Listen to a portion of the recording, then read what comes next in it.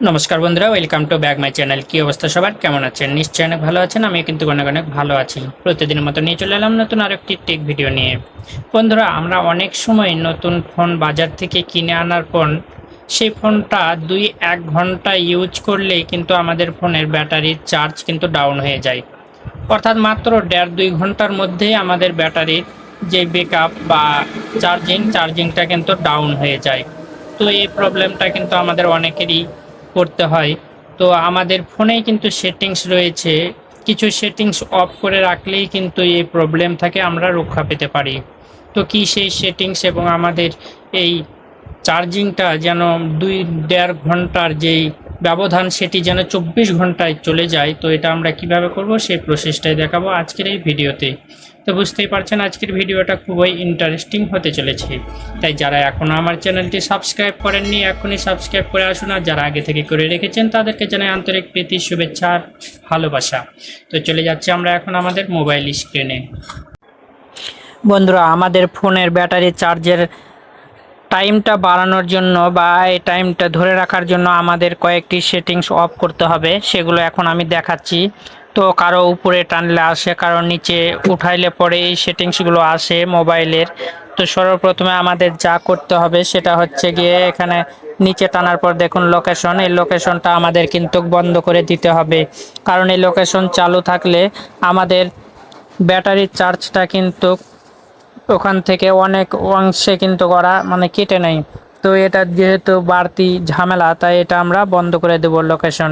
ঠিক আছে, তারপর দ্বিতীয় যে ধাপটা সেটা হচ্ছে গিয়ে আমরা আবার সেখানে ফিরে যাব, নিচে টানবো। নিচে টানার পর এখানে দেখো ব্লুটুথ এবং ওয়াইফাই, এই ব্লুটুথ এবং ওয়াইফাই আমাদের অফ করে দিতে হবে।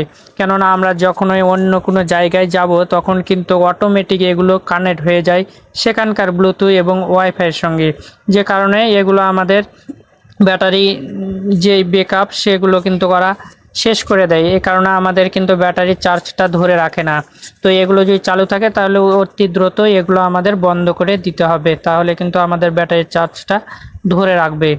তো তৃতীয় যেটি সেটি হচ্ছে গিয়ে আমাদের যেই ফোনের ডিসপ্লে যেটি রয়েছে, ডিসপ্লেতে অটো থাকে এবং এটি কিন্তু ম্যানুয়ালি অটো এবং নর্মাল হিসেবে থাকে। তো আমরা নর্মাল না রেখে এটা আমরা অটোভাবে রাখবো।